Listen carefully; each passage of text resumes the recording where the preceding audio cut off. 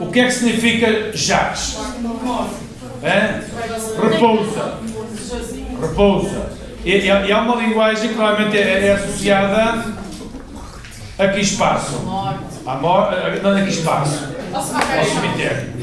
Portanto, ou seja, jaz, repousa, dá um sentido estático, não é? A Europa. Joana e Gabriela, vamos lá? Nós estamos a comprar respostas. Pronto, mas ainda não chegámos às respostas. Primeiro queríamos ler o poema e entendemos então o poema. Está bem? Fitando significa o quê? Olhar. E o que é que caracteriza o fitar? O que é que caracteriza esse olhar quando se fita? Fixo. Fixo, exatamente, é um olhar fixo. O fitar uma pessoa é olhar fixo. Ou seja, é como se o olhar estivesse parado, não é? Fitar uma pessoa é eu parei e fiquei a olhar para a pessoa. Portanto, eu estou parado, o olhar fixa aquela pessoa e mais nada ao lado, não é? Está bem? Fitando. E toldam-lhe românticos cabelos, toldam-lhe a quem? A Europa. Românticos cabelos, olhos gregos, lembrando. Portanto, não, ainda estamos na primeira estrofe. Ainda estamos na primeira estrofe. Os românticos cabelos, olhos gregos, lembrando. Portanto, se tem os cabelos compridos, românticos, e você colocou uma questão sobre a figura feminina. Certo? Sim, mas isso eu percebi, só queria saber se tinha a ideia, se a resposta bem ou se a resposta Mas quando chegamos lá? Sim, só mais uma coisa, aqui nos românticos cabelos não está a remeter para o romantismo? Está. Faz uma referência também ao romantismo? Não, aqui no romântico é no sentido de que se alongam. Porque estamos a olhar para quê? Para o mapa da Europa.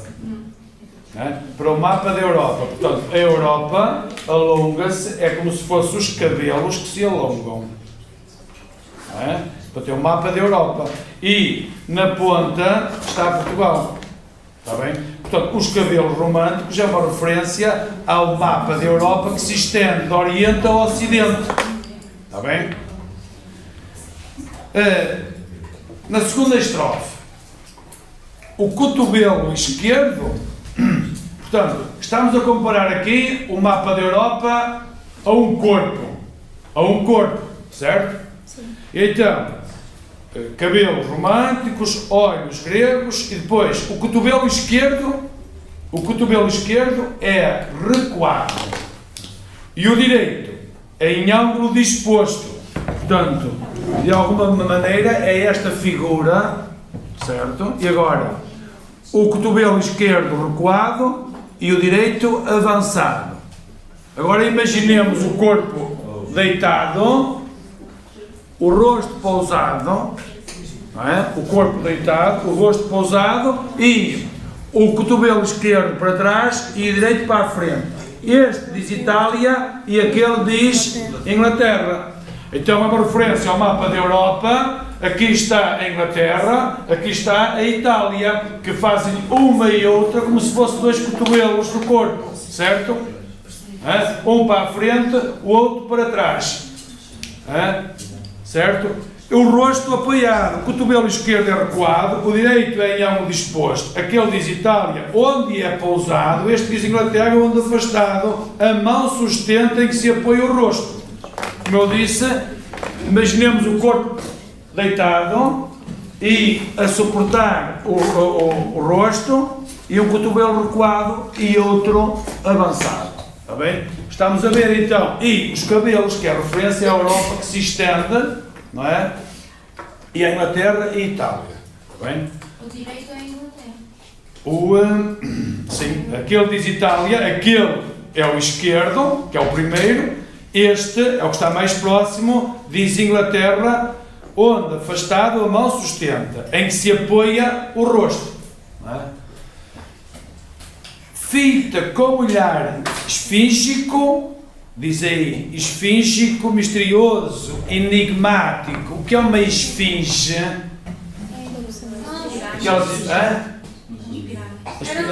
As estátuas egípcias, não é? Muito direitinhas, muito elegantes, e dizemos que tem um perfil esfíngico. Esfíngico quer dizer de esfinge, quer dizer aprumadinho, direitinho, não é? Uma esfinge é uma estátua, de facto, aprumada, direitinha, elegante. Está bem? Fita com olhar esfíngico e fatal, o ocidente futuro do passado. Quem é que fita com olhar esfíngico e fatal? Pedro Fonseca? Quem é que fita? Fita com olhar esfíngico e fatal. Quem é que fita? Quem é que fita com olhar esfíngico e fatal?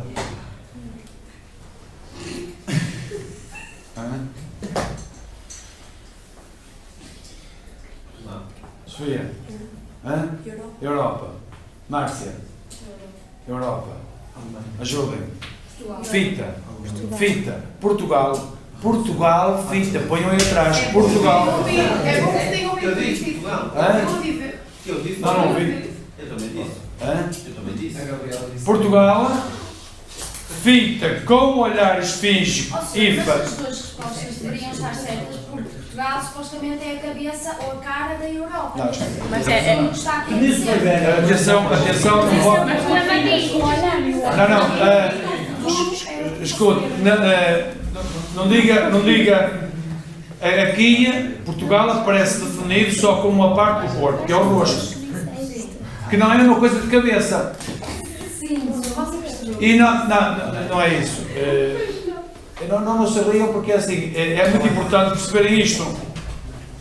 O rosto, a cabeça ou a cara são coisas diferentes. E têm conotações diferentes, como vamos ver, até por causa da leitura intertextual, que acabámos já de fazer com o Lusíadas. Está bem? Comunicar, não é? Pronto. Não propriamente.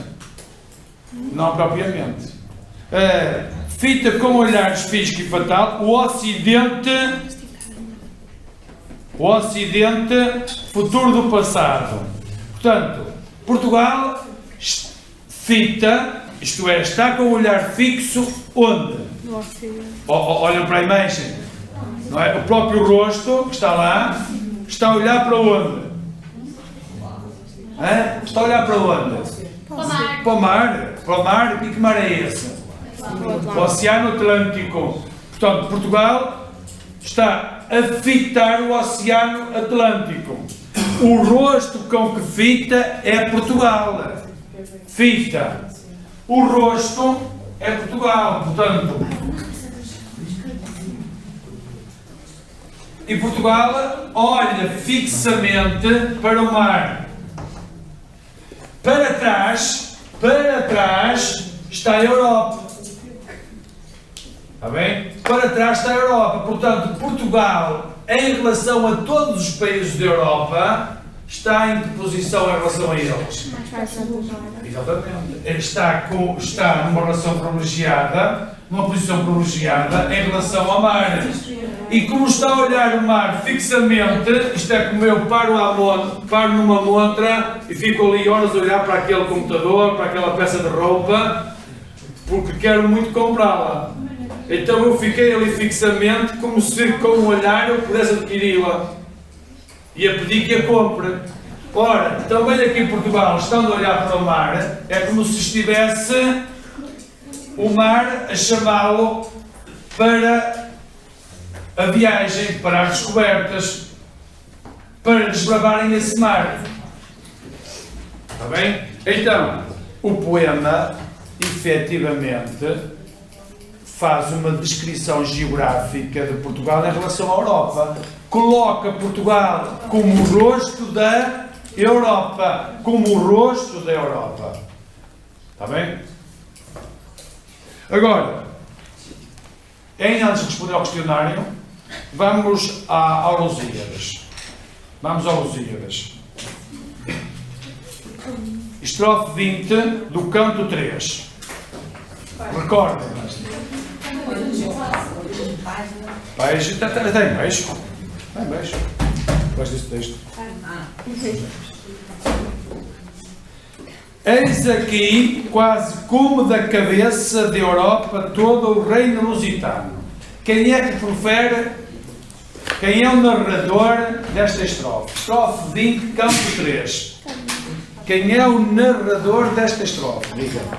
Vasco da Gama. Ele diz, eis aqui, estará a apontar para o mapa. Está a falar com alguém. Vasco da Gama está então a explicar a quem? Ao rei de Melinda. Vasco da Gama está a explicar, a mostrar o mapa ao rei de Melinda e diz, eis aqui, quase como da cabeça da Europa toda, o reino lusitano. Destaquem a palavra que se contrapõe ao poema dos castelos. Exatamente. Cabeça em cima era o rosto, agora é a cabeça. Onde a terra se acaba e o mar começa, e onde Febo repousa no oceano. Febo, diz aí, é o Deus Sol. Repousa no oceano. Onde Febo repousa no oceano. O que é que esse verso significa? Onde o Sol se põe. Significa o que então esse verso? É uma diga, uma perífrase de pôr do sol. De pôr do sol. É uma perífrase de pôr do sol, não é? Onde Febo repousa no oceano. Este quis, atenção, este quis o céu justo que floresça. Quem é este? Este quis. Portugal. Este é Portugal. Quis o céu. Isto é, quis Deus. Vamos a escrever, Márcia. Quis Deus. Quis o céu justo que floresça nas armas contra o torpe mauritano. Quem é o torpe mauritano? Contra os mouros. Torpe mauritano, os mouros. Deitando de si fora. Deitando fora de si quem? Portugal. Fora de si é fora de Portugal. Expulsou para onde? Para a África. E lá na ardente África estar quieto não consente. E combate também no norte de África. Não lhe dá sossego no norte de África. Não em África. Lá na ardente África estar quieto não consente. Esta é a ditosa pátria minha amada. Minha de quem? Vasco da Gama. À qual se o céu me dá, que eu sem perigo torno com esta empresa já acabada. Acabe-se esta luz ali comigo. Esta foi Lusitânia, derivada de luso ou lisa. Portanto, Lusitânia, ou seja, a terra de Portugal começou por ser a Lusitânia, fundada por Luso, que de Baco Antigo filhos foram, parece ou companheiros, e nela então os ínculas primeiros, os primeiros habitantes. Os lusos foram os primeiros habitantes desta terra que é Portugal. Portanto, o Vasco da Gama, antes da sua narração ao rei de Melinda, começa por localizar Portugal no mapa, dizendo ao rei de Melinda onde é que ficava situado o país ou a nação de onde eles vinham. Está bem? E então diz que Portugal é a cabeça da Europa. Está bem? Pronto. Vamos então agora ao questionário. Vamos então ao questionário. O poema apresenta a Europa personificada numa figura feminina. Descreve a sua postura comentando a simbologia desse posicionamento. Como é que responderam então?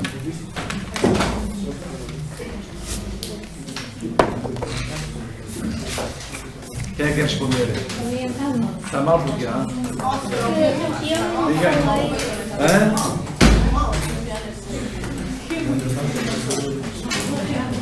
Tem aqui uma resposta. Não interessa, está armado.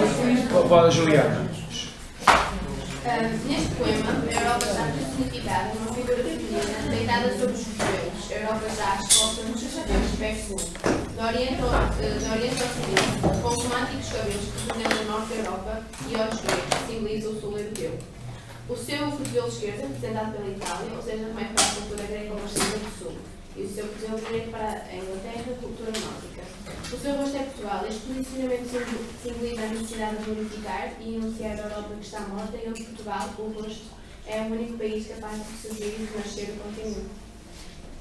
Sim, está bem a resposta, embora já adiantou se calhar alguns tópicos que depois são das questões seguintes. Ou seja, no fundo também já fez uma espécie de resumo de todo o poema. No fundo está aí essa simbologia, porque de facto todo o poema fala do corpo feminino. Mas está bem, a resposta está uma resposta longa, mas explicou os pontos principais da questão. Mais uma leitura para depois corrigir, mais uma leitura. E temos uma leitura. Daniela. O poema está construído com base numa personificação da Europa que é apresentada como uma figura feminina que se encontra cansada, deitada, jacente, mas com força concentrada no olhar. Sim. Não, está correto. Não está uma resposta. Há uns elementos que são necessários para completar a resposta. Mas está bem, o que disse está certo, não está completo, mas está certo. Mas a figura representa a pátria, estava mal, estava bem. Não, a figura aqui, a figura representa a Europa. E dessa Europa, ou seja, a parte do corpo que destaca é do rosto, que é precisamente a parte onde está Portugal. O cotovelo, os cabelos, o corpo, são dos países todos. O rosto, que é o mais importante, é de facto o de Portugal. Está bem? Uma resposta então para a Europa é comparada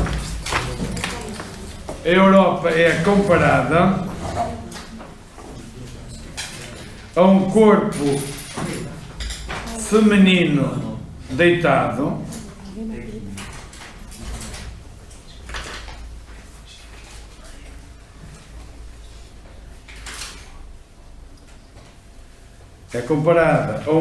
feminino deitado que, entre aspas, jaz,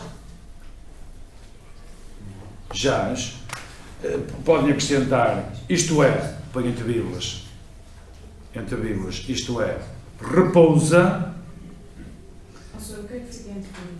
isto é, apoiada nos cotovelos,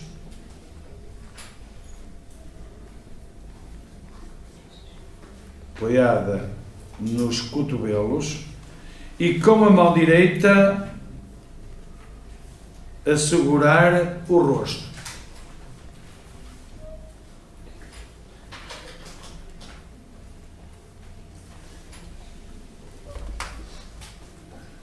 Ponto. Assim, a Europa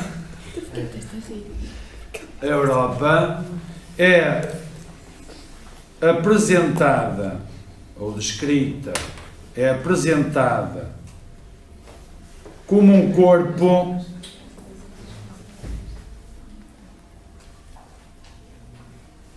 inativo,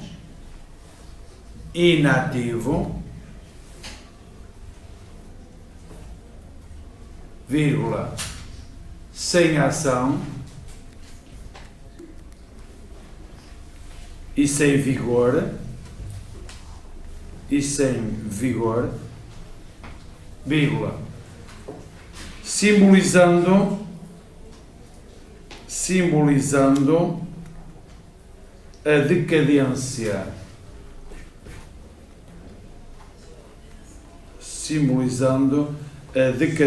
da Europa.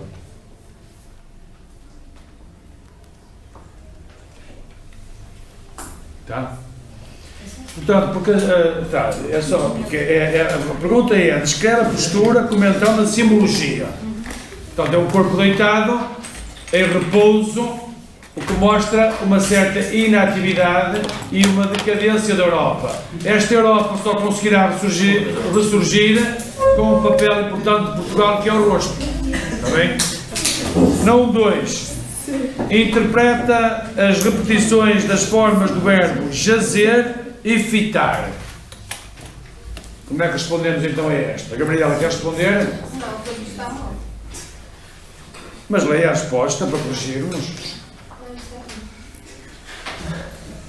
Por um lado, o verbo jazer reflete a imagem de dormência e, por outro, o verbo fitar transmite a captação e compreensão que, de certa forma, tende a indicar uma renovação. Em conjunto, estes dois verbos simbolizam a imagem do passado, presente e futuro, ao qual denuncia a importância de Portugal na construção desse futuro. Sim, não está assim tão mal como você diz. Apresentou o significado dos dois verbos e uma interpretação para esses dois verbos. Mais uma resposta. A Célia, como é que respondeu? Não respondi isso. Certeza? Ou não quer ler? Não respondi. Não respondi isso. A Diana Martins respondeu? Também não respondeu. Não percebi o poema. Não percebeu o poema. Mas, Joana Barreto respondeu? Então. A repetição das formas do verbo jazer ou fitar intensificam a imagem de decadência que envolve a expressão da Europa. O verbo jazer destaca a inatividade, associando-se a realidades imobilizadas. Já o verbo fitar reforça a ausência de vitalidade e o estatismo do olhar da Europa na figura personificada. Falta completar uma ideia ou outra, mas o que disse está bem. Bom, vamos então a uma resposta. Jazer, ou o verbo jazer, entre aspas, significa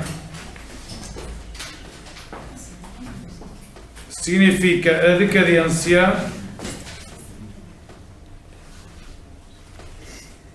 a inatividade total da Europa. Significa a decadência, vírgula, a inatividade total da Europa. Inatividade total da Europa.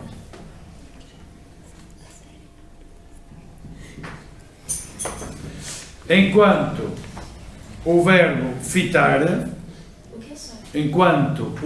fitar, entre aspas, significa a imobilidade,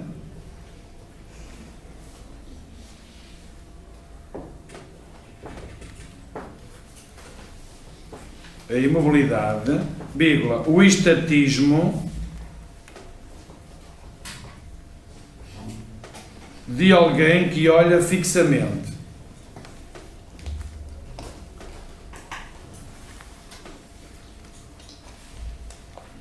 Vírgula, sem movimento.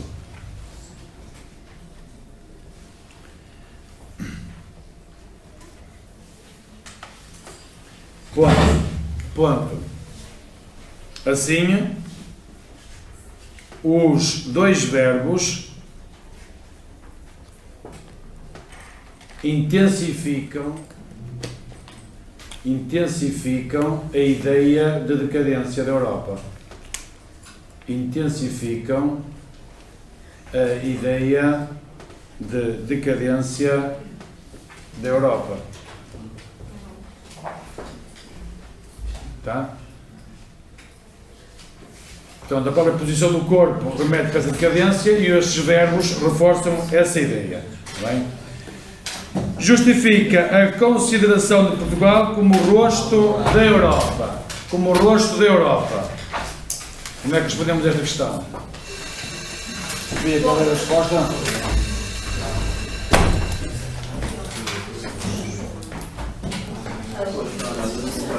Não vai mal. Vai lá. A importância de Portugal ao rosto da Europa e, portanto, a face visual de tudo que ela representa é posta em relevo pelo nóstico final do poema, sendo Portugal visto também como cabeça, o rosto da Europa. Assim podemos concluir que nestes últimos versos do Ocidente constituir o futuro do passado, isto é, o trajeto que conduzirá Portugal a dar cumprimento à missão histórica que repete o passado seja os descobrimentos. Em suma, o país de Camões e o próprio Pessoa será metaforicamente a locomotiva que guiará a Europa nessas atitudes expansivas.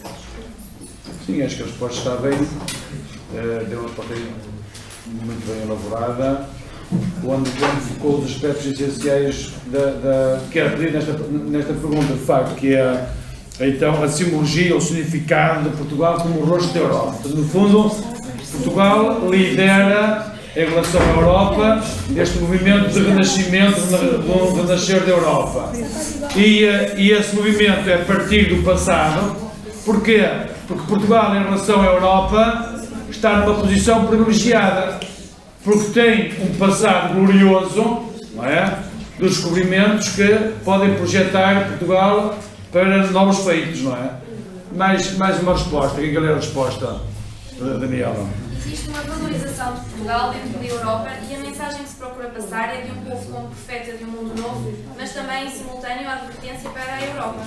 Em suma, o rosto que olha é um rosto que não olha somente, mas com um olhar de visão e de plano futuro. Sim, é também nessa linha. De facto, Portugal na posição privilegiada em relação à Europa e a olhar o futuro, a fitar como que a projetar-se para o mar. Está bem? Vamos registrar uma resposta para aqueles que também não responderam, ser corrigido, quem respondeu, desde que a resposta esteja nesta linha. Portugal tem uma posição privilegiada.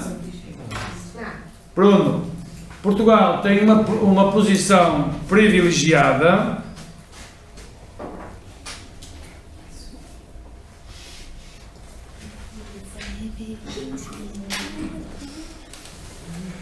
vírgula, cabendo-lhe o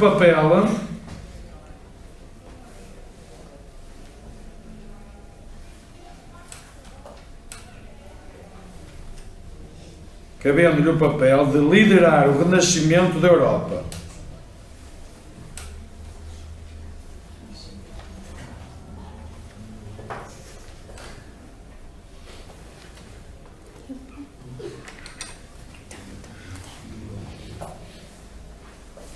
Nascimento da Europa, ponto. De facto, vírgula, de facto, dizemos de facto, e escreve-se com o quê? De facto, ele é o rosto, isto é, entre vírgulas, isto é, a face da Europa que olha o Atlântico,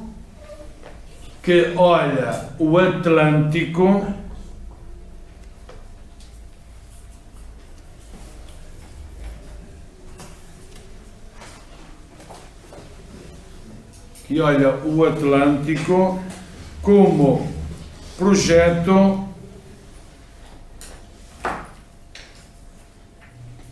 do futuro, vírgula, assenta ou baseado no seu passado glorioso.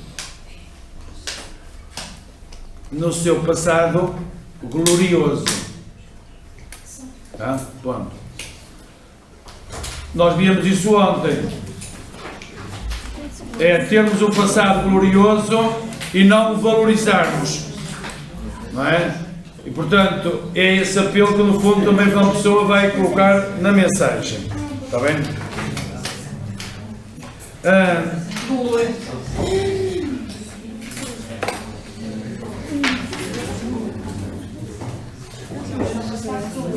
Se pedisse, Bruno, para justificar o poema, faz um retrato da Europa através de uma figura feminina. Quais os elementos do poema que vocês transcreviam para justificar que esse corpo é um corpo feminino? Românticos cabelos, muito bem. Olhos gregos. A própria posição dos cotovelos, bastante deitado. Aí nem tanto. Mas há um outro elemento que eu. A mão sustenta. Hã? A mão sustenta. Não, isso aí não é apartamento feminino. Olhar esfíngico e fatal. Exatamente. Olhar esfíngico. Olhar esfíngico e fatal. Até porque a própria ideia de fatalidade associada ao olhar está muito associada à figura feminina.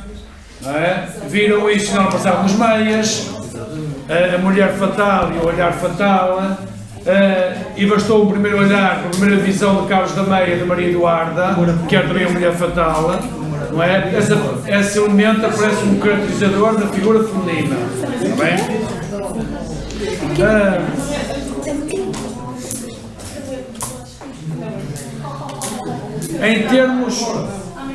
Em termos formais,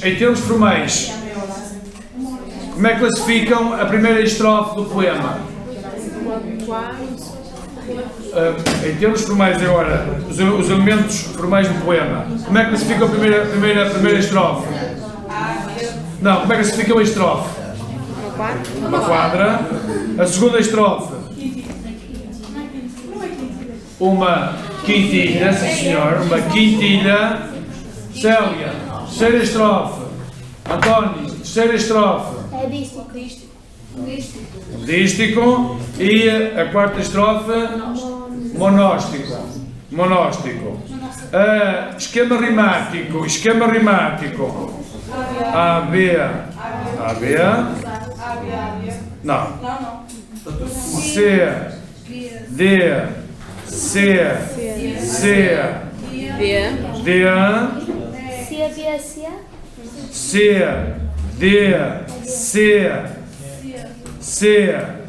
D.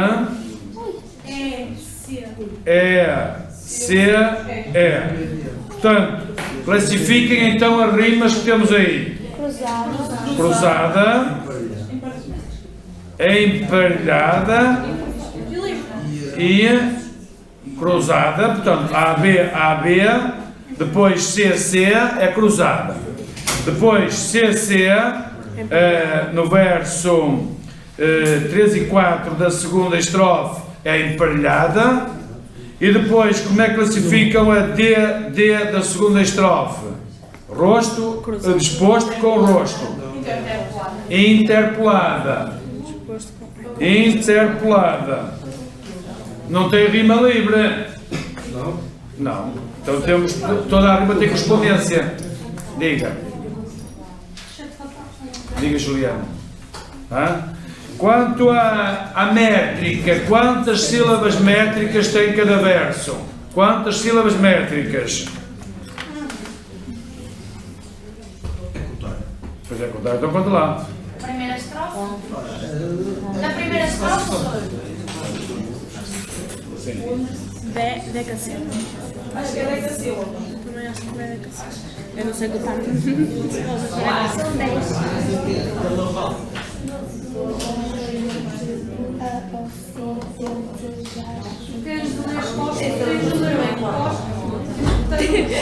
É para confundir. Quantas tem então? 10 sílabas métricas, decassílabos, mas o quarto verso da primeira estrofe, quantos tem? 6 hexassílabo. Portanto, versos decassílabos e o quarto verso da primeira estrofe é hexassílabo. Muito bem?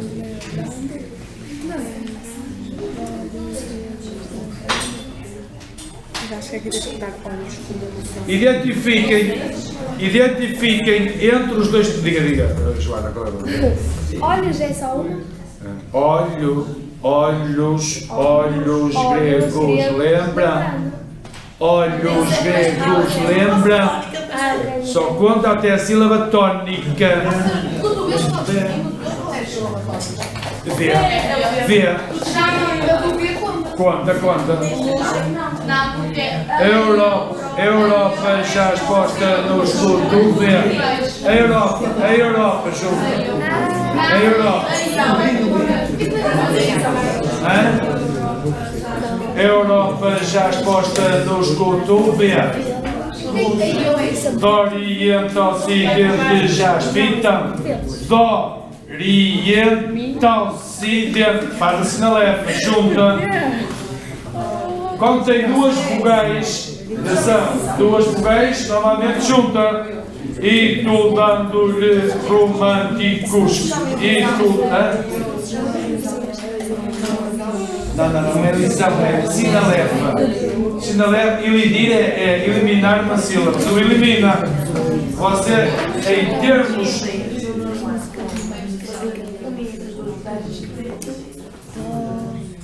Não é uma eleição. Uma eleição é uma supressão de uma sílaba. Você aqui não suprime.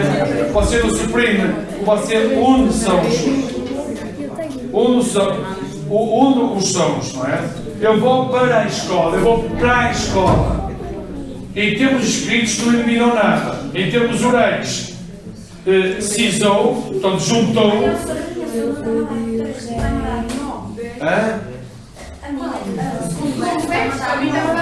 Do Oriente ao Ocidente já espita. Do Oriente ao Ocidente já espita. Exatamente. Da Oriente ao Ocidente já espita. Eu digo e dá-me 10. Por isso. Não, deixa eu fazer. Do Oriente ao Ocidente já espita.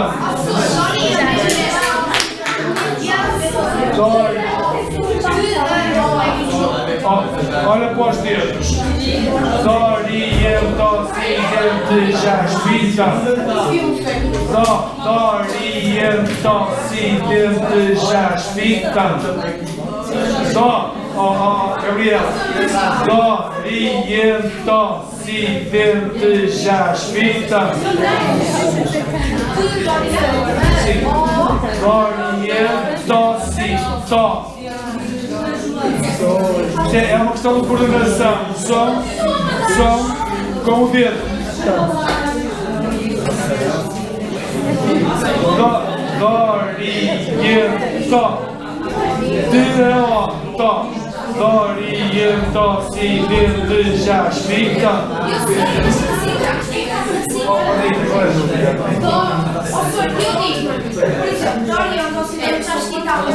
Eu a dizer que dá mais gente para contar, dá mais gente para discutir o outro, dá-me 10, ou seja, dá-me 9. Não é uma questão de jeito, é uma questão de som e sílaba. Você conta, digamos, os sons, as emissões de som, e a cada emissão de som cai um dedo. Eu digo, a Europa. Oralmente eu digo, a Europa.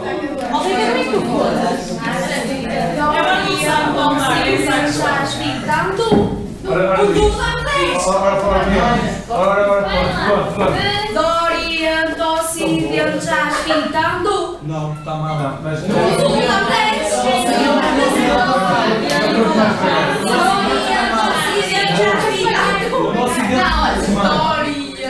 está a comer alguma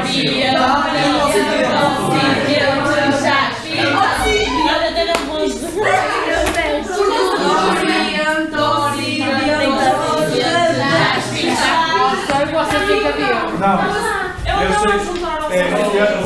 Está a juntar o I como se fosse igual. E o I não é Ela juntaram o outro. Agora deu mal. Ela juntaram o outro.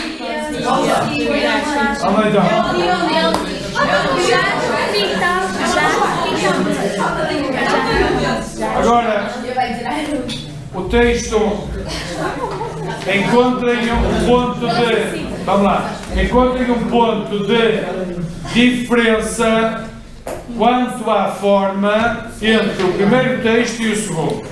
Não ser todas decassílabas. Não ser todos os versos decassílabas. É o vocal. é um poema, portanto, em verso, organizado por estrofes irregulares. Estrofes, pronto, estamos a acompanhar. Estrofes irregulares.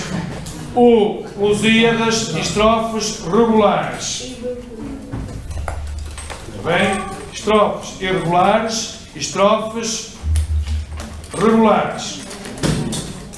Está bem? Outra diferença: estrofes mais curtas na mensagem, estrofes mais longas no Lusíadas. Estrofes mais longas no Lusíadas. Está bem? Agora, quanto à forma, encontrem semelhanças quanto à forma. Os dois textos são? Sim, em decassílabo, portanto, quanto à métrica é um elemento de semelhança, sim senhor, e os dois textos são em verso, não é? Outra semelhança, os dois textos são em verso e os dois são em verso decassílabo. Portanto, temos pontos de semelhança e pontos de diferença em relação à forma.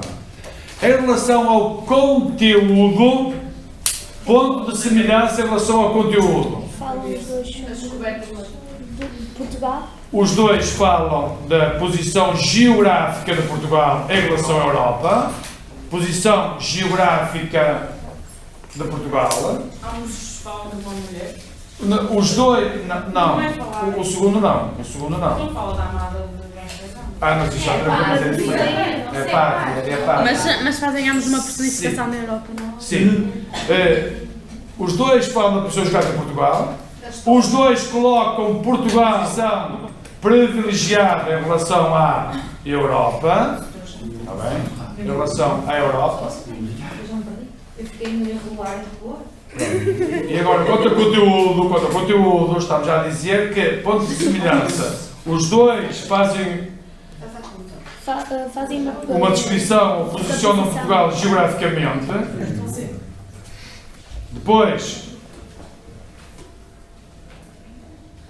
os dois destacam a posição privilegiada de Portugal em relação à Europa. Os dois destacam a posição privilegiada de Portugal em relação à Europa. Bem.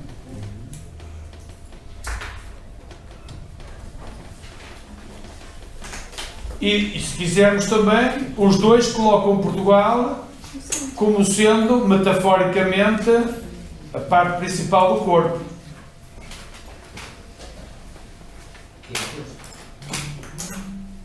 Quer o rosto, quer a cabeça, estão na parte principal do corpo. Nós dizemos cabeça, tronco e membros, não é? Então fazem parte, metaforicamente, como é que eu disse? Os dois colocam Portugal Da parte principal. Metaforicamente, exatamente. Parte principal do corpo. Sendo a parte principal do corpo. Agora, diferenças quanto ao conteúdo.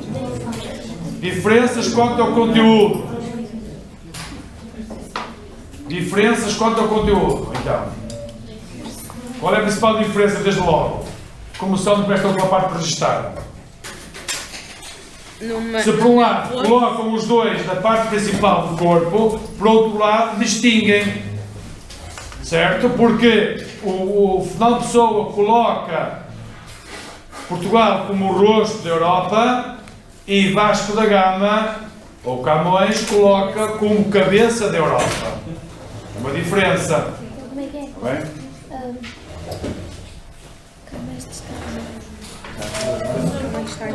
Fernando Pessoa coloca ou descreve Portugal como o rosto da Europa e Camões apresenta-o como cabeça da Europa.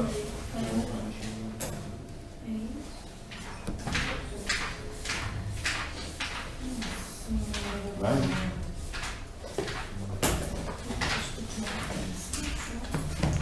A pergunta que eu faço agora, também já a gente conclusão desta análise, é: no vosso entender e atendendo a esta diferença de caracterização entre rosto e cabeça,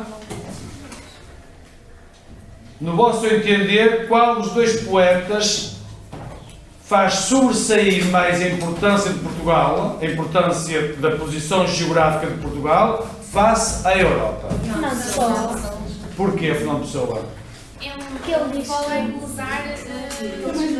diz que está muito bem. Ou seja, o que eu quero que vocês percebam é, simbolicamente, qual é a ideia que faz sobressair ao descrevê-lo como rosto e qual a ideia que faz sobressair ao descrevê-lo como cabeça. Diga? Inglês, eu acho que. Não é bem por aí. Mas é uma pessoa que... Não, eu estou a perguntar. Primeiro, todos disseram que Fernando Pessoa... Não é o Camões que dá mais importância, visto que supostamente a cabeça é onde está incluído mais partes, principalmente o cérebro. E o pensamento. Exatamente. Por um lado, o Camões escreve como cabeça. E cabeça remete para a ideia de pensamento e de razão. É como se Portugal, de alguma forma, encarnasse ou encabeçasse o pensamento de toda a Europa. Mas o rosto significa visão. Pois, mas o rosto é, no fundo, a parte exterior desse interior, desse tipo de pensamento. Não é? Porque nós conhecemos uma pessoa, não é porque ela está a pensar, é o que ela tem na cabeça, é aquilo que o rosto diz. E, portanto, dentro da cabeça, digamos, o rosto é a face exterior. Então, Portugal, efetivamente, é descrito por Fernando Pessoa numa posição ainda mais privilegiada do que Camões, porque, no fundo, ele é a face, e nós dizemos é a face de alguma coisa, ele é a face da Europa. Ele encontra-se de facto numa posição privilegiada porque dá rosto, dá visibilidade a toda a Europa. Está bem? Portanto, podemos dizer que em Fernando Pessoa ele está numa posição privilegiada porque Portugal dá visibilidade, dá rosto a toda a Europa. Está bem?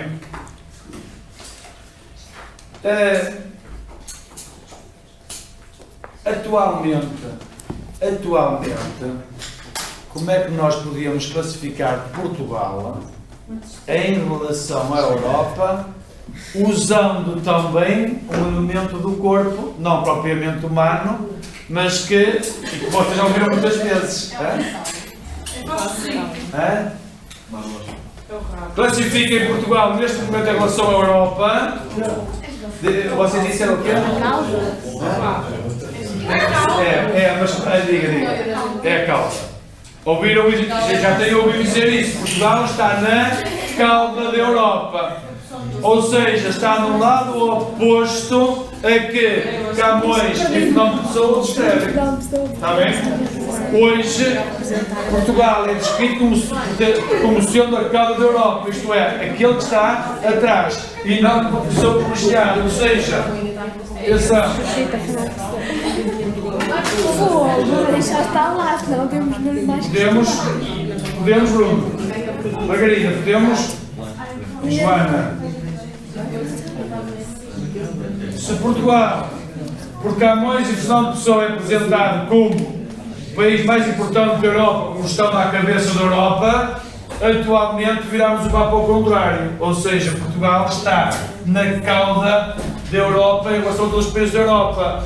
Daí também, há anos, o Presidente da República foi dizendo que Portugal tinha que redescobrir novamente o mar, virar-se novamente para o mar, se queria de alguma forma sair desta posição de cauda da Europa. O mar podia voltar a ser para Portugal, com as pescas, com o turismo, com as viagens, podia voltar a ser um país que fosse de facto vanguardista em relação à Europa, que estivesse de facto à cabeça da Europa. Mas não conseguimos ainda dar essa volta. Tá? Alguma ideia que tenha ficado menos completa, menos esclarecida sobre este poema? Ou estes poema e os exemplos? Diga. Qual é dois? Fundamenta o título do poema.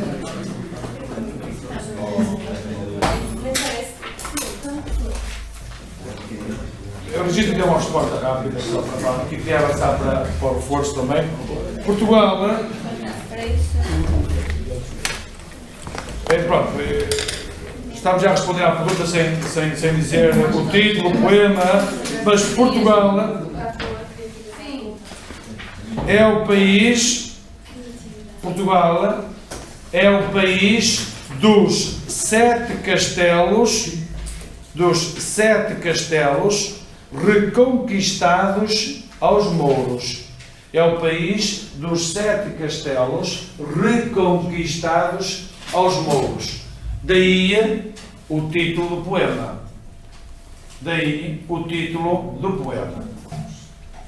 E se repararem também, inicialmente a bandeira de Portugal tinha de facto os 7 castelos, depois reduziu para 5. E se repararem as 5 quinas que aparecem na bandeira de Portugal, e se repararem também na divisão, isto é outro aspecto que depois iremos voltar a ele, que é a simbologia dos números na mensagem. E se repararem, as divisões das partes da mensagem, ou é em 5, 7, 3, são os números que aparecem recorrentemente na mensagem. 5, 7 e 3. Na divisão. Diga.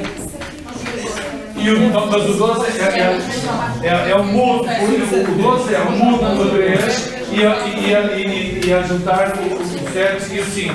O 7 está associado ao número da perfeição, tal como o número 3, mas o 7 resulta do 4 mais 3. Então também, pronto, há aqui várias simbologias associadas aos números. Está bem?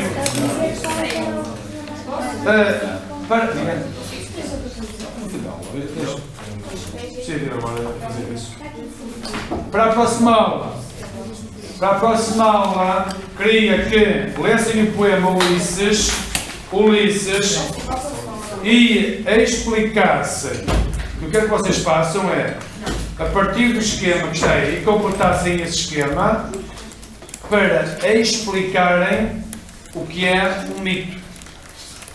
O poema Ulisses, atenção, o poema Ulisses cumpre na mensagem a mesma função do poema Autopsicografia. Ou seja, este poema é o poema de porta de entrada na mensagem. A entendermos este poema, a entendermos o conceito de mito de Fernando Pessoa, é meio caminho para entendermos os poemas que vêm para a frente. Está bem? Portanto, o que eu quero que vocês me expliquem na próxima aula é o que é para Fernando Pessoa o mito. Ou seja, no fundo é explicarem o verso 1 do poema. O verso 1 diz assim: o mito é o nada que é tudo. Ai, Nossa Senhora. Então expliquem em que medida é que o mito é o nada e tudo ao mesmo tempo. Qual é a figura do estilo que está aí presente? É a antítese, ou o paradoxo, não é? Portanto, é explicarem essa máxima. Está bem? Vamos então ao caderno de atividades, ficha 6.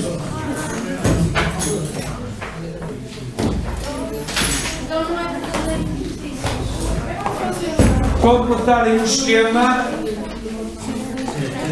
e explicar, completarem o esquema e depois explicarem o conceito de mito.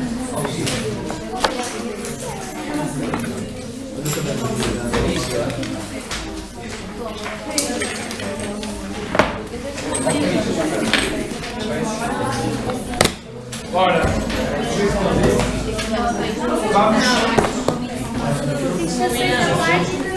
vamos já diretamente para a resposta, não vamos ler o texto, página 35, vamos já diretamente para as respostas, pressupondo também que já leram o texto em casa. Está lá.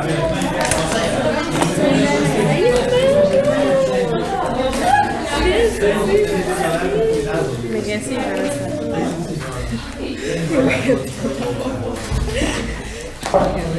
Cada um tem que ter o seu caderno para fazer os exercícios. Pedro Fonseca, Pedro Ferreira, Pedro Novaes.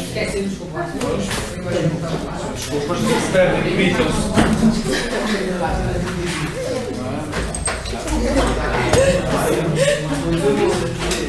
Cristiana, 1.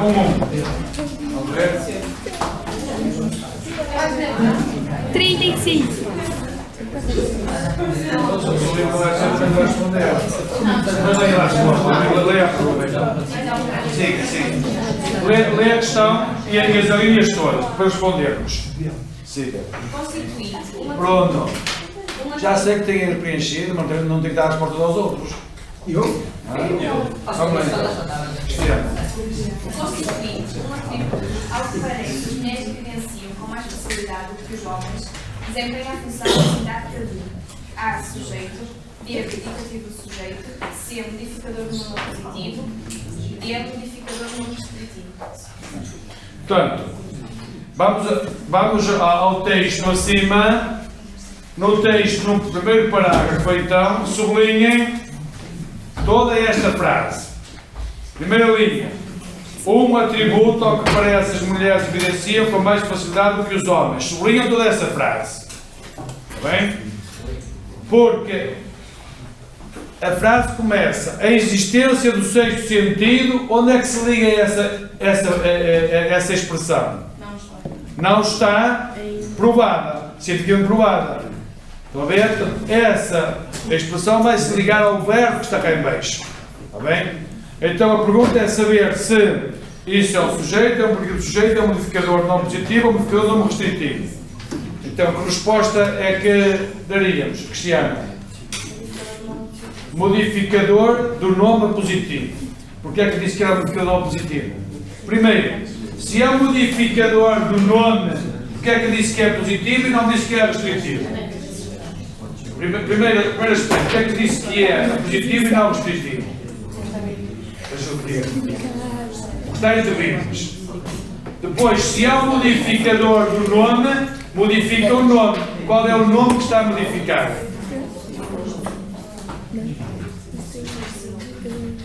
Digam-me qual é o nome que está a modificar. Hã? Nome ou grupo nominal?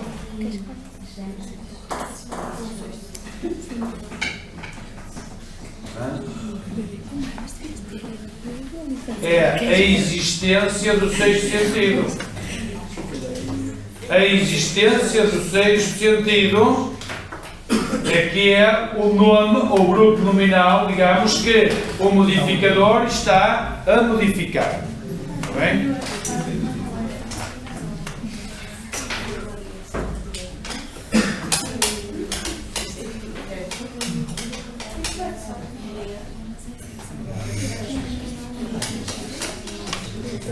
Quanto à classe e subclasse de palavras, Bruno, como é que classifica mais, com mais facilidade do que os homens?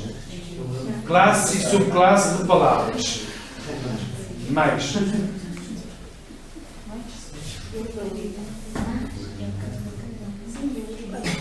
Ajuda, Ricardo. Ricardo. O que você diz, não sei.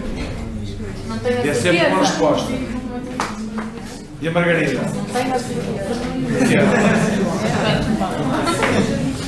Mas qual é a resposta? Não tenho a certeza? Não tenho a certeza.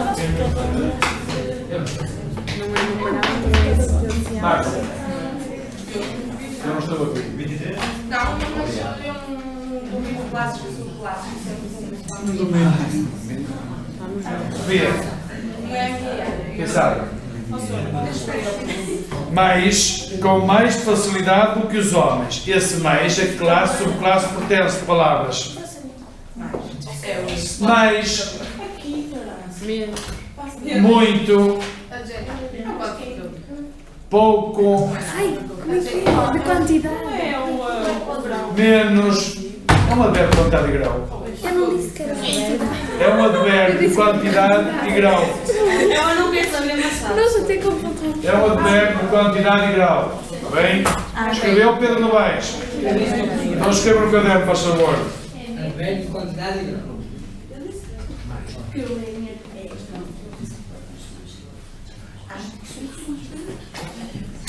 Qual a classe de palavras, Fábio, de com mais facilidade? Com. Uma preposição. Uma. Ah, depois até com. Com preposição depois tem outro para Com. sobre. É. é verbo. Com. Diga, Joana. Preposição. Preposição. Com. Com.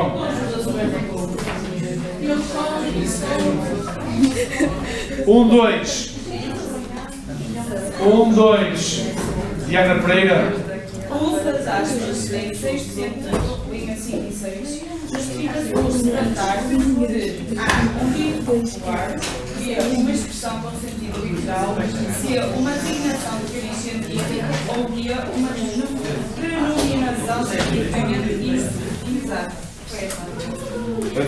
Neste caso é uma denominação científica inexata. Tá? 1, 3. Vai para 1, 3 que é mais importante. 1, 3. Então, 1, 3.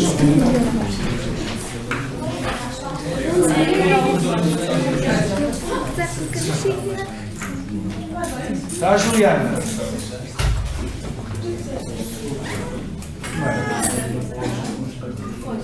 Telma. Está à espera de ler a Telma? Leia. Na verdade, usamos os 6 sentidos para explicar estas sensações que não conseguimos entender. A oração iniciada por para é subordinada a adverbial final. Leia as 4 opções. Adverbial final. B. Adverbial substantiva, adverbial substantiva, substantiva conjuntiva. Adverbial final.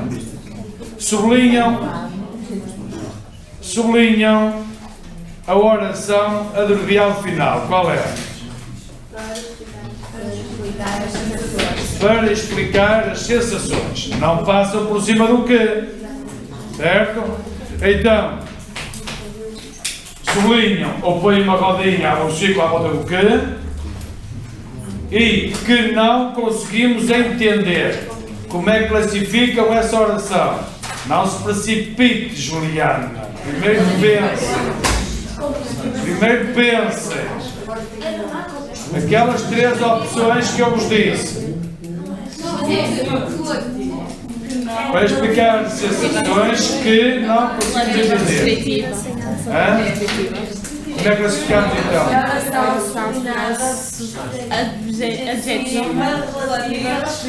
Subordinada, adjetiva, relativa, restritiva. Posso ir no texto quando vai pôr uma vez? Ai, vou. Ai, não faço. Ai, não. Eu vi a pessoa oração. Coisa. Subordinada. Qual? Ó, Célia, como é? Você é assim. Esta parte da gramática. Assim, vocês dizem assim, eu não entendo nada. Tem que fazer um esforço. Não é só escrever, é percebermos só escrever. Qual a classe de palavras do que? É um pronome relativo. Conforme nos disse anterior, se é um pronome relativo, está em vez de um nome. Tem um referente, retoma o nome que está atrás. Neste caso, qual é o antecedente do quê? As sensações. As sensações. As quais sensações? Não está a completar o sentido de verbo nenhum. Está a referir-se ao antecedente que está antes. As sensações. Está bem? Essa frase começa pela expressão na verdade. Certo? Qual o tipo de coesão? Qual o tipo de coesão que essa... Ó Pedro, como é? Qual o tipo de coesão que assegura o recurso ao conector na verdade? Diga. Coesão interfrásica. Tomou nota, Rita? Não. Tudo,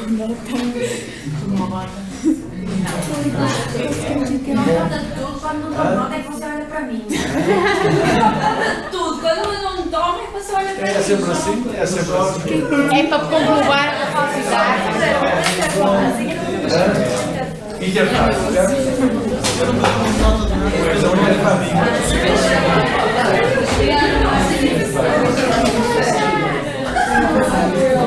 Um quarto.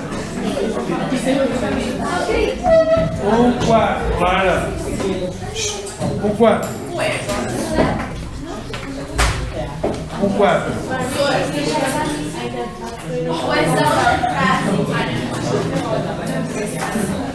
Clara, um quarto.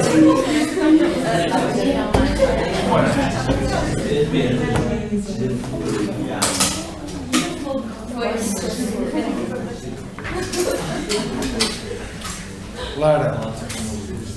Relações pessoais presentes na passagem, a mente humana, comandada pela questão inexplorada pelo cérebro, arranja formas indiretas de se defender do que pode parecer um ataque. Linhas 18 a 22 são referentes de A. A mente humana, B. Misterioso, C. Cérebro, D. Ataque. A. A mente humana.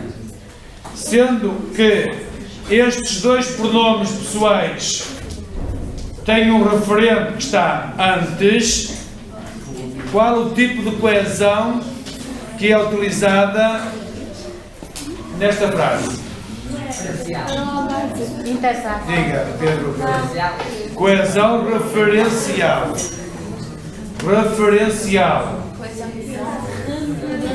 Que usa o referente. Coesão referencial.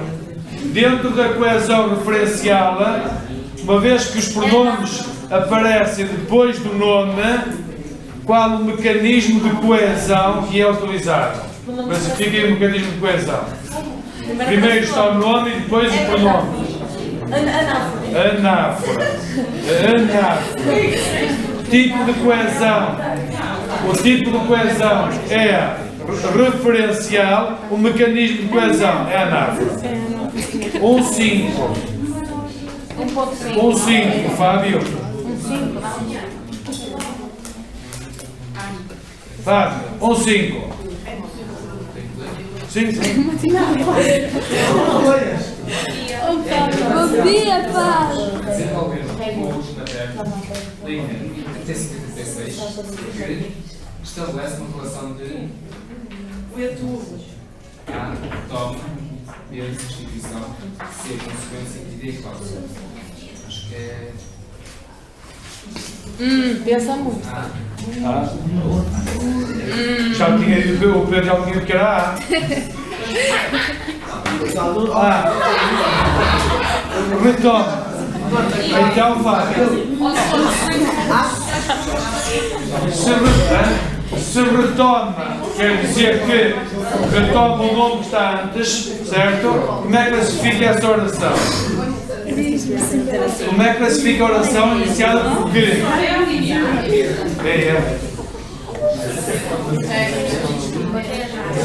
Retoma, isto é, tem um referente anterior, tem um antecedente. Não.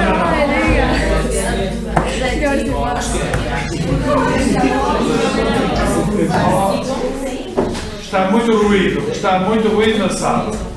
Fábio, como é que classifica a oração iniciada por quê? Que começamos a desenvolver no útero materno. Capacidades que começamos a desenvolver. Como é que classifica? Se esse que retoma um antecedente é porque é um pronome relativo. Como é que classifica a oração?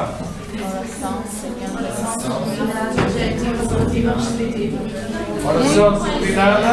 Já pode ir para a universidade. Adjetiva, relativa, restritiva, exatamente, restritiva.